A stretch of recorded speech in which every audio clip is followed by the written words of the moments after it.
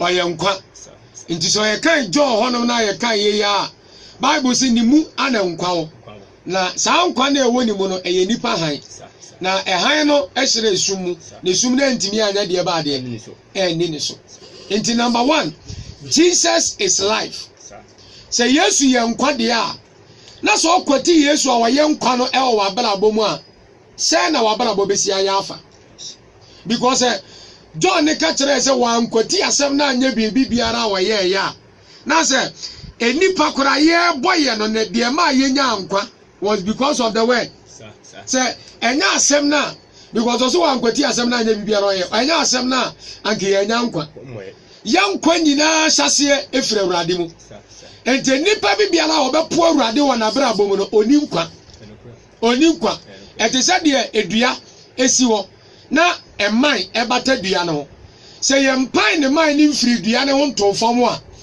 ensuo na ɛfa stem ni mu no ɛno abi na kɔfa man nim enti ɛma man no so nya nkwa na man na timi aso aba enti enipa bibiara Yesu Kristo a wɔyɛ yɛ nkwa oba reject no ɛwɔ wabrabɔ number 1 obɛyɛ nipa a wote ase na nso wawuo wote ase na nso nkwa nya de ba de eniwumu wo enti ukai Bible na according to Ephesians chapter 2 verse number 1 ukai Bible de say na mo nso wa mamo nya nkwa mo ananka mo ye ufuo emfomso ene bɔne mu we kyerɛ sɛ enipa bibiara wote bɔne mu a wo meti Yesu Kristo niye emfa ne nya wura ne wagye nkwa a wote bɔne mu no Bible ne say honam fa mo ti ase de na nso wo mfa wa ye de ba de wawu enti life without Jesus Christ number 1 is a life of death. Abrabo bia Yesu Kristo enim no eya abrabo sa abrabo na nkwanso nya de ba de enim because Bible ni say Yesu ye nkwa Jesus is our life. And living a life without Jesus Christ is living without life, meaning your life is dead. Yes. Wa abrabo na wu me yeso so be bu sa so fo na e de na metia se na ma sa wu fatu tiri mu say according to the book of Genesis, Nyankopɔn ka kyerɛ Adam sɛ turo mu hanua nyina wotimi dibi na mo medua na esi turo ni mfimfini de mo anya de ba de mo mfa ne nsanka efiri sɛ ɛda wo bedi bie ni wuo na ɔbɛyɛ de ba de obɛwuo mibusa o yenti asɛm anya me kan yo ɔse ɛda wankasa udi a 1,000 years time ubɛwu wankasa udi a 2 months time ubewu wankasa uwu a 3 months udi a 3 months time ubewu se eda na se ewu na nyame ka ho asem ni gina eda enipa bedi aduaba ni bi enti se eye ne ana enipa di aduaba ni bi a enne ya atwa so aye de ba de owu na yemfa nto ye tirim se enipa di aduaba ni bi no Adam ebe tenasi enya 900 and something years before anzana owu enti nyame no o twa ntora na nyame na asema wokan no na eya azan bi ana da bi na mo ewuo na nyame ka wo asem na ye hunhum wuo na nya honam wuo na asase so ade ba kwa minim ni se hunhum wuo na de honam wuo ye ade ba ade e baaye se hunhum wuo ni wa honam su wuo nya de ba ade eniwo enti sa Bible ne be ka no Ephesians chapter 2 verse number 1 say yenso wa ma ye nyankwa ana mo nso wa ma nyankwa mo anamo ye ufuo wo mfomso ne bɔne mu a we kyerɛ sɛ honam fam de ne yɛ tiase nanso honhom fam ne ayɛ de ba de na ye wu honhom fam our lives were separated from God ye ka so obi ewu a eye nipa na bra bɔne nyame edi ntitimu because nyame ye yankwa Kristo ye yankwa enti sɛ wa bra bɔne Kristo edi ntitimu a ɛkyerɛ sɛ honhom fam wa ayɛ de ba de wo nanso honam fam de oda so tiase na fatu tirim sɛ enipa nya honam enipa ye honhom enti se ka so obi awu a sɛ enipa ne de ba mi eye ne honhom na ankasa eni nyame ni ayonkofa eye separated from God enti enipa bi biara woni Kristo wona brabom no that person's life is dead na brabom na aye de ba de ewu amen enti Yesu Kristo ni wo hia ewo me ne umie no abrabom because nyame na nkasa korase wankoti na asem na anya bibi biara oyɛ de ba de oyɛ na se nyame betimi ayɛ poa ade se Christ wo mi se nyame betimi ayɛ asase a agye sɛ Christ wo mu bi sɛ nyame betimi aye nipa agye sɛ Christ wo mu bi ade bi biara nyame ye bia no so wankoti asɛm na wani Kristo anye saa de kodie no na wo nipa a wabetena asase so ana wabra bo a wo bo betimi akwati Yesu abaye successful enye ye enti life without Jesus is dead. Yes. Life without Jesus is dead. Yes, sir. Enti abusia woni Yesu a wo ye wufuo woni Yesu a wo te aso a wo nam fam na so ayede ba de wo wu yenkɔwe asɛm bi o Colossians chapter 3 verse number 4 na tiefuo nyina hu sɛ Yesu Kristo ɛyɛ me ne umi enu nkwa yeni Yesu ayɛ mɔbɔ yeni Yesu ayɛ mɔbɔ Colossians chapter 3 verse number 4 what say Bible say Edda Kristo ɔne de ba de ɔne yenkwa bedase Edda Kristo ɔne ye de ba de yenkwa enti Paul beka asɛm bi sɛ masia metie ɛyɛ mete me Kristo I am alive because of Christ. Without Christ, I am dead. Yes. And then now, you bra, you dear send you to Jesus Christ or Kwan Nam Quasi and Kobana Senior. Now, Jerusalem, Mama, Nisu. Now, what Dalin and Yan or Katom said Jerusalem, Mama. Mamusume, Nemo Munsumu, Nemoma. Now, me, Diamono. A Diabi and Kwamubiano, a Yamono. Now, me Diabi and Quanibubiano, a Diawia. Or say, me, Diamono. Now, say, me, Kurana. And call me mono and ye me say na mumudi awe enti awon Yesu Kristo be so otrese se wonni na o ti se dua ayade e ba de ewuo eni nti na da Yesu be yi ne hu adie no wo ma o mekọ bo nsem gyama ye betimi ase wo ma o ma yeye eduamono bia ne won ma odi jatum e be se ba de dua ewuo de odi jatum e de ba de ese enti se wonni Yesu wa bra bomu a me ka ne kwa na de ato wo oboni mu a the entire Yado be ko bunsem dem is because wa bra bo na Yesu nya de ba de enka ho but so we Yesu wa bra bo mu a eden na Nyankopon so nya bi da so odo be fra ne boyefo ko bunsem dem enti life without Jesus Christ is a life of death ya brabo aye de ba de ewu etiefo nyira nsare nso Bible say Nyankopon kwati asem na anya bibi biara oye de ba de oye ye enti man cannot reject Jesus Christ in his or her life. Yes. And live a life of life. Oh. Intimacy. Yama Yesu kwan ewa ya brabom. Yama Yesu akonya ewa ya kumem. Yama ni medire na dia ba kwa me de say so we Yesu a yense won fra ne boyefo. O Yesu a atemu da na onya de ba de. Won ka ho. Be so ni Yesu wa brabom dia. Hey. Wo mobo. Wo mobo. Okay, here we are saying your 1 Timothy chapter 5 verse number 6. Now Bible ni improve nchira o say, ye oni pa bi wona ma wote ase na so aye de ba de. Wawu. Ye nkwa kan. 1 Timothy chapter 5 verse number 6. Say. Na de obo akohwie no de. Bible say enipa wo bo ahohwie. Wonim say Luke chapter 15. Bible say the prodigal son. Oje o papa ejapa de chefa ye ono na kora ne de Bible so okobo ahohwi abra enti e ka so bi bo ahohwi bra na se nipa na abra bo wo bo no ni panyini bia ni nipa wo control no na se oje na hunya de mu chefa firi o papa ho se ono abekọ no akobo ne bra nya obi na be control no enya obi na be kire ne de wonye enya obi na be ka chense tu anamosi ona se enkwa ha ono abeye de ono ankasa pe enti nipa bia wo bo ahohwi bra no o bo bra ne wa bra woni panyina wo ye de ba de wodi usuo na asantefo nwoma etire mienu yi mu miensa kora so uni panyina ye de ba de die enti sa o bo bra na woni Yesu Kristo adie o bo bra na Yesu ni wa bra bo ma wo mobo o bo bra na Yesu ni wa bra bo ma hemfa na wa bra bo ne betimi agu enti na bia metaka asem bi say how successful can your life be wanyini pa aba akokora ana ne ba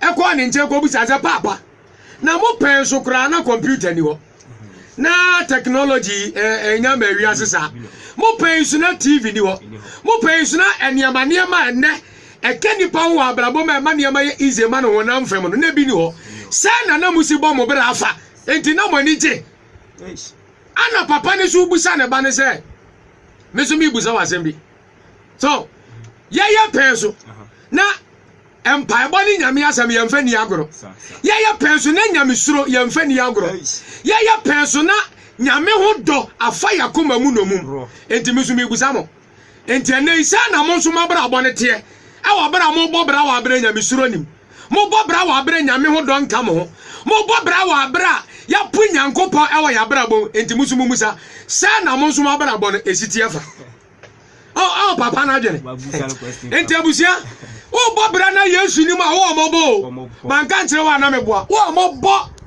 wo mobo enti number 1 a life without Jesus Christ is a life for meaningless. Ayabrabo enkwanya de ba de. Enim. Eno ye number 1 for 2 3. Number 2. Bible ni say Jesus Christo eye yenhwefo. The Lord is our shepherd. O janhwefo pa bia no odi nwan nanim. Na wa kire enwan ne ba bi o muntutu o manam onya de ba de. Ensie. And life without Jesus Christ is life without direction. Abrabo na me bo no. Me ankasa me di me nyansa ni nim de na ebo bra. Enye de nyame pe na me ye de me ankasa be so mani na me ye de ba de. Be po se me nkan cho se me da so me ye ade be so ni pa ni na me nya nyankopon ako a. Enti enipa bi biala wo bobra Yesu nka ho no.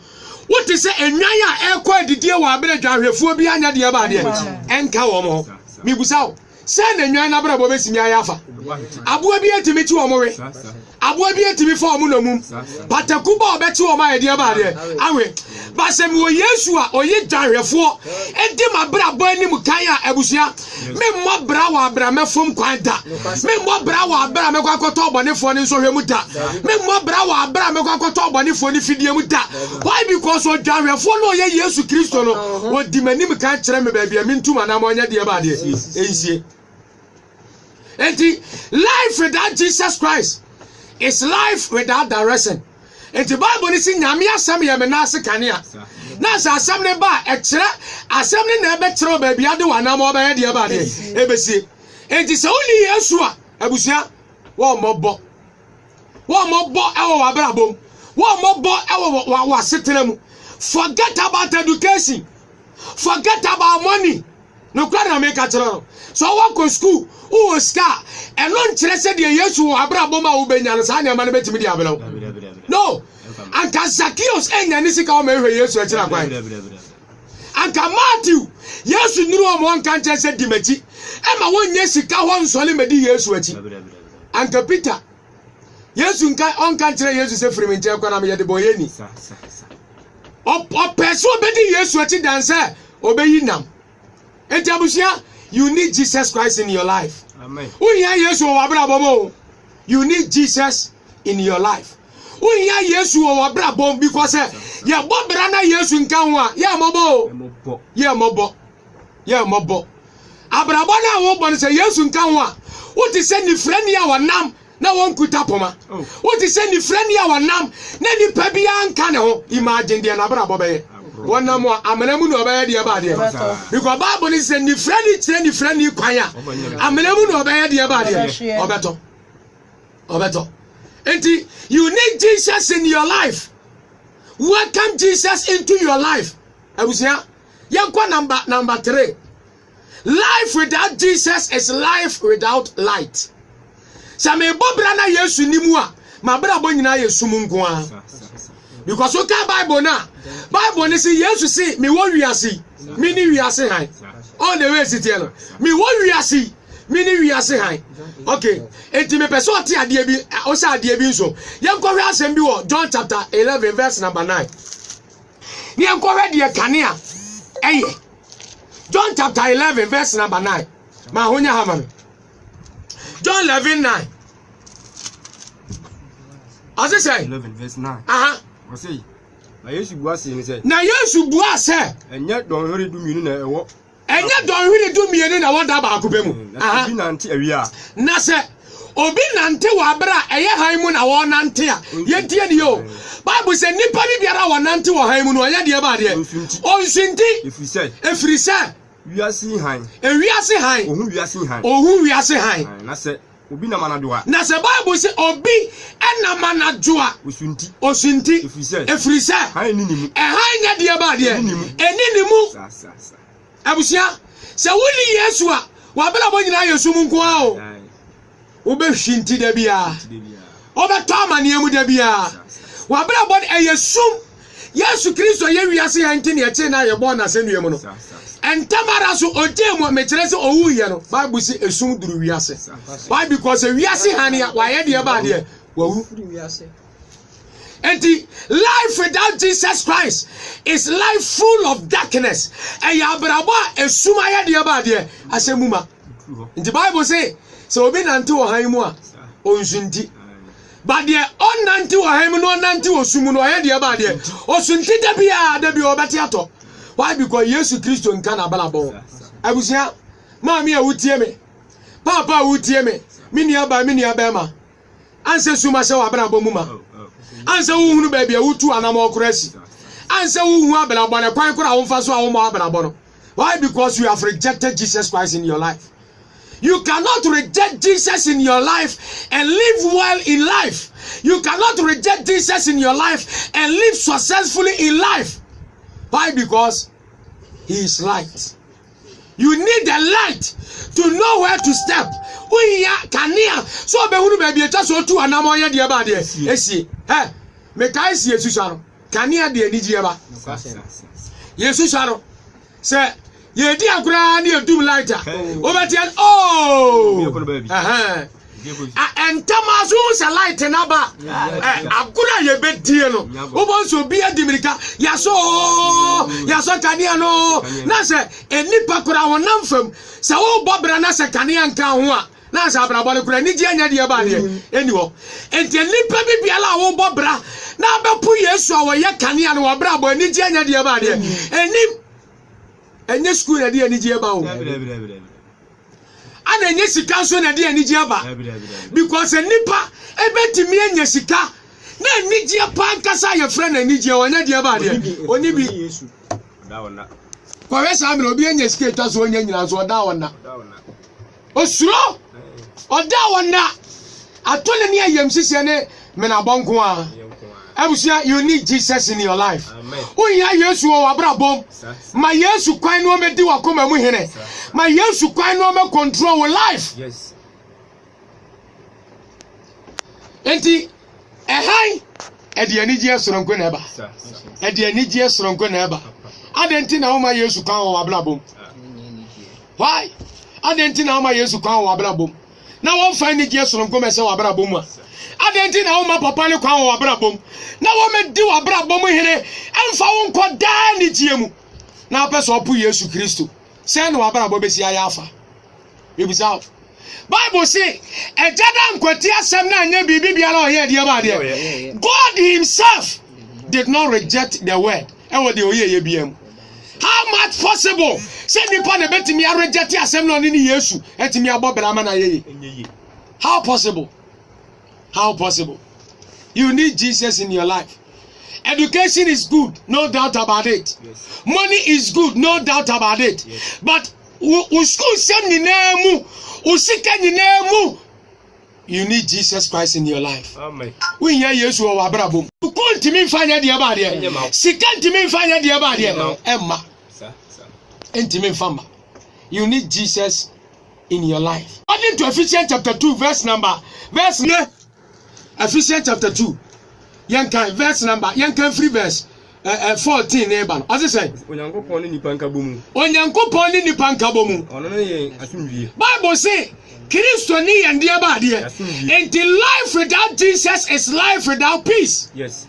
Abraba Yesu nim na asumdie nya de ba de eni na me busa question say nipa ye yi asumdie free abrabo ma asa ni abrabo be si ayafa ewiase ayewei obetie akoni akosem na asiwa miabia bi ena wunye sika kura si dan na odam a wunye safe because am robbers betimi abe robo so the way it is wunye sika na si dan kura nye safe because unim se baby awona asase uso betimi ayede ba de asiwo ena wunye sika na ogbobra kura nye safe because ejabetimi atwaja pade ni ma na ayede ba de ase but make us be a chero. So when Yesu wa abrabom a wa asumdue.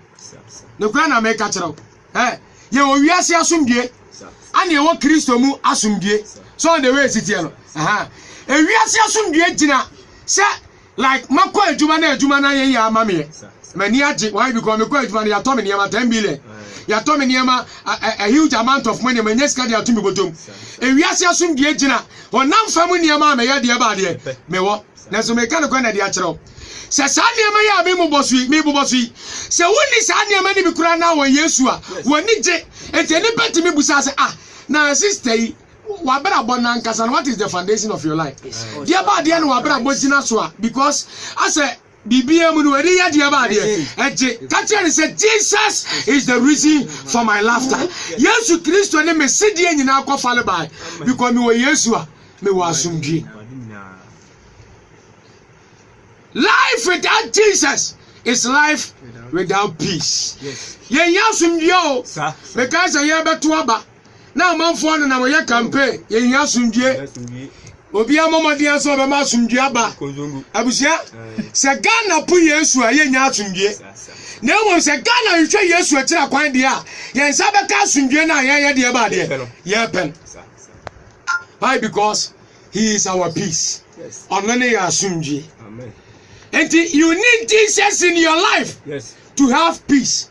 In your life. Amen. You need Jesus in your life. Yes. To have peace in your marriage. Yes. You need Jesus in your life to have peace in everything that you are doing in life. When you hear Yesu abra so obenya asumdie wa de wuye bia.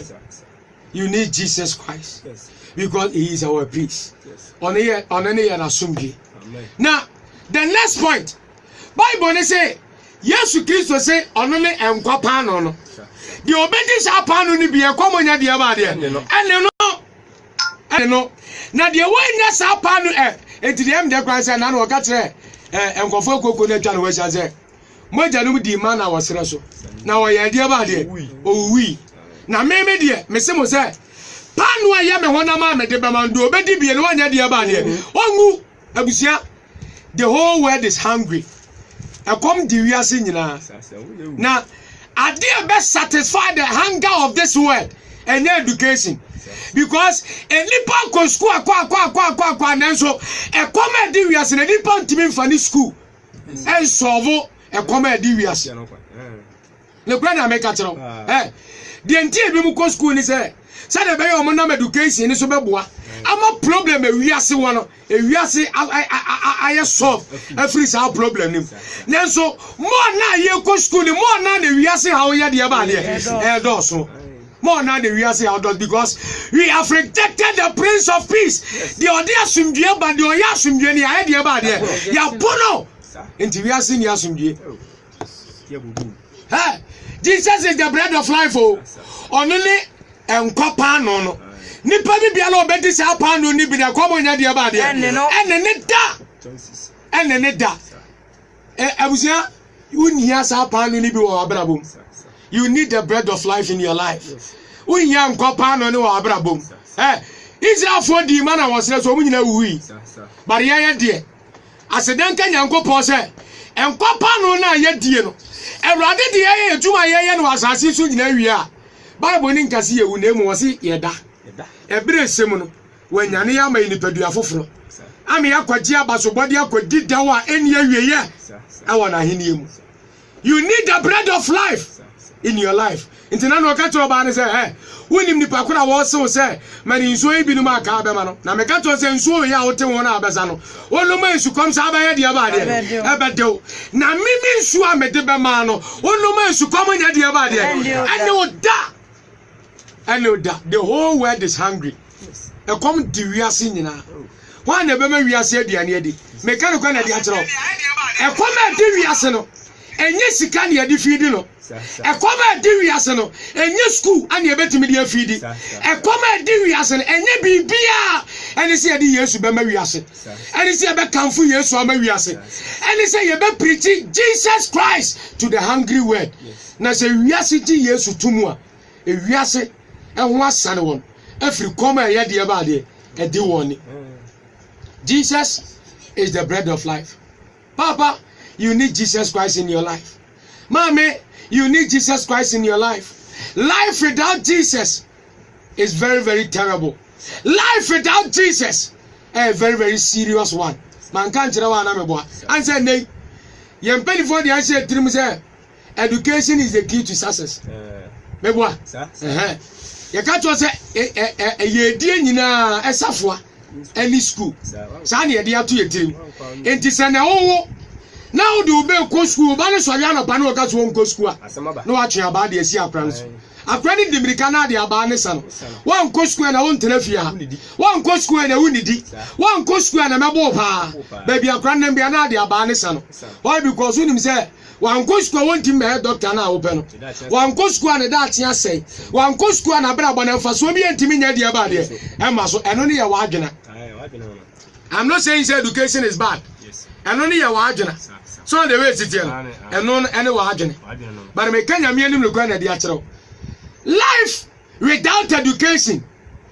Say yes to Omua. Abrabon and Faswati me basso. Yes. But Abrabon, yes, in the school said the Abra. Wouldn't you Yesua? Assassin about wow. So we are honorable.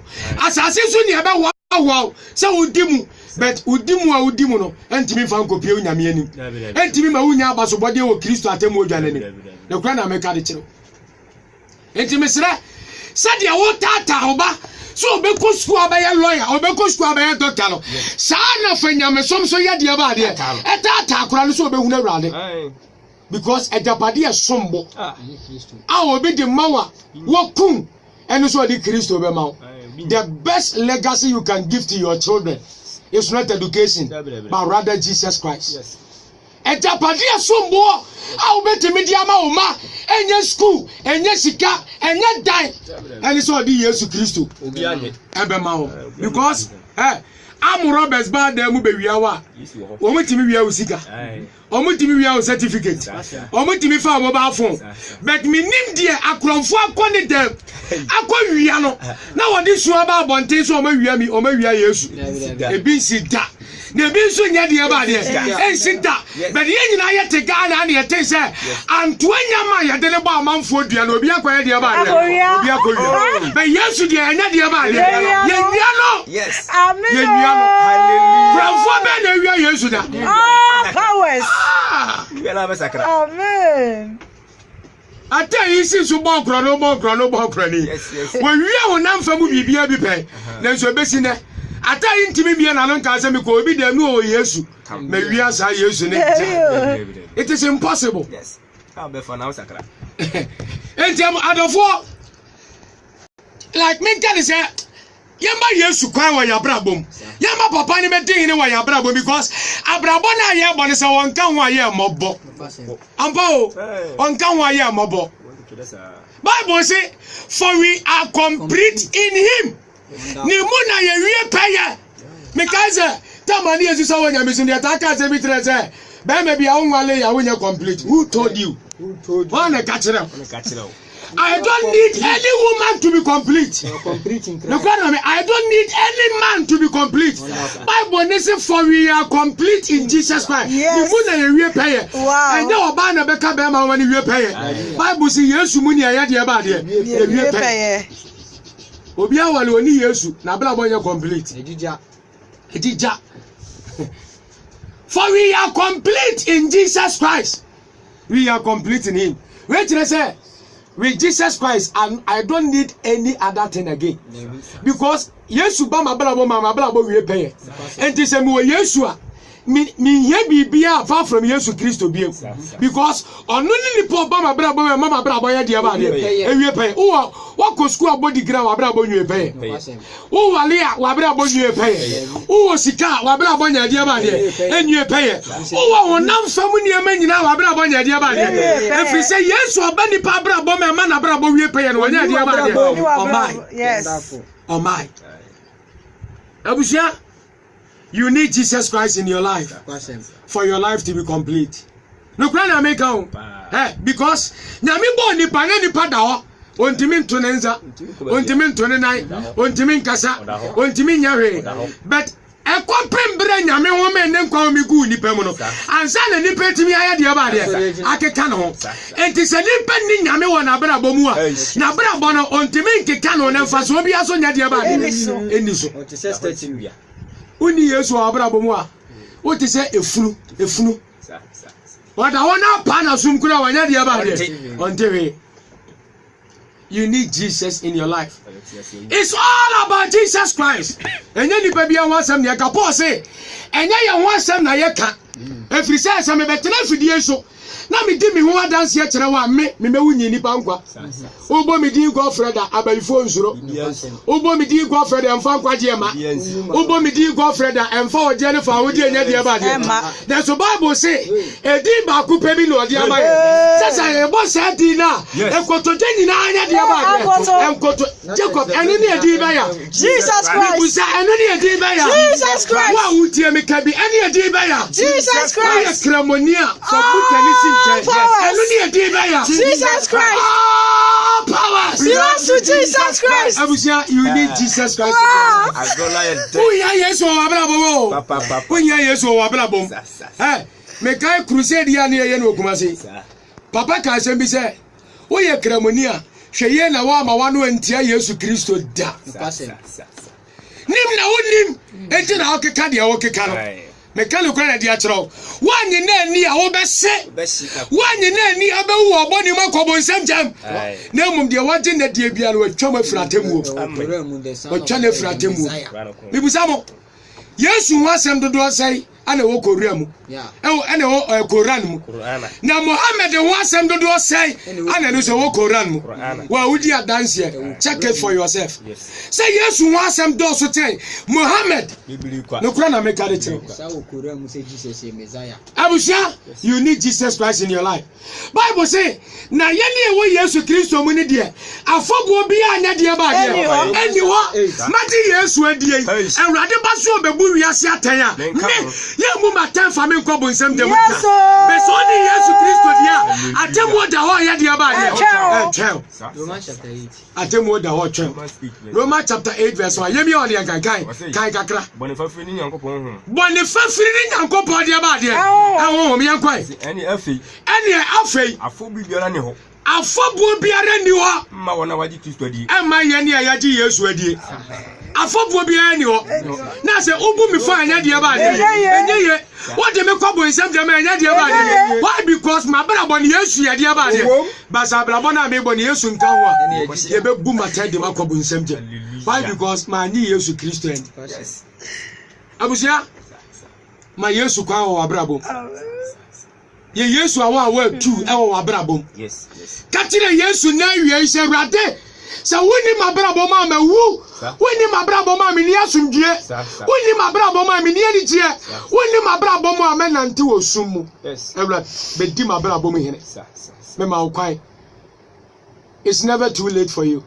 Enye too late ma so far as all tiase Bible say kramaya wotiase wo mfaso chen gata wawu wotiase wonya nwuye ide enye too late ma so betimi agi Yesu adi enye too late ma say papa ni betimi abedi hene wo abrabom na mom enani adom brade ma wonim da wo bewu wa ma papa ne kwa medi wo abrabom hene a owo betimi aba mpofiri mu enne enipa mo akokora nsa na wawu Bible say men kan cho so bi wo ahoden pintin so aye de ba de otimi wu abusia ema owu mefaw e wa abra woni Yesu na basa obaye mobbo intenano sikani na no de asetena fefe ginani da no owu ye na Bible say yekosie no oh tinini ni de boye ni wu Bible say sikani ni wu ye na abofo ba ye de yesie ni sikani ni wu yesie no Bible say Lazarus wu ye na abofo ba ye de ba de wow abro omumi elu omuwu omde esi ba ku ya abofo be fa no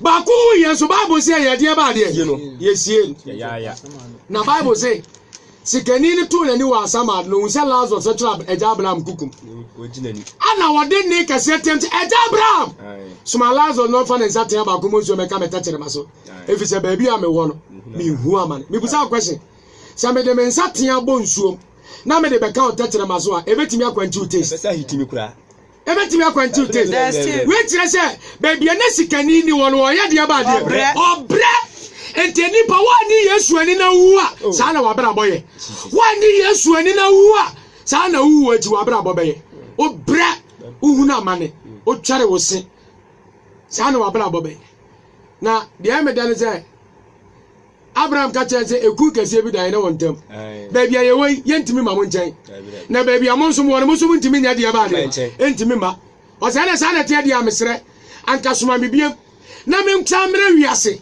e me di Kristo ho adanse afa de oti wiase no oba abrabọ tantan owu ye no osa peso oba nkwamu biem na afa de obeye preacher by force abusia opportunity come at once so the way it you Bible say da o ma oni paso oye de aba de owu ba ko pe na owu na tie no atemu ungu mienu o owu ba ko pe enti abrabọ na wo bo ne no enkwaye ba ko pe na ma o emfa ni agoro na wo didi agoro na wu a onkọ nsa ma biem na wa meka se ma akwan ye tuto mfidie ma na preach samre ya ne to so ye de aba de wo be je urade di na o preach every say ono ne ye nkwa.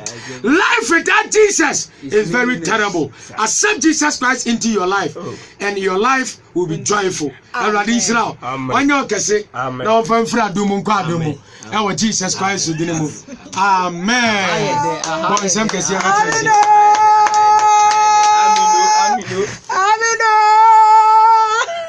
And then they make a movie.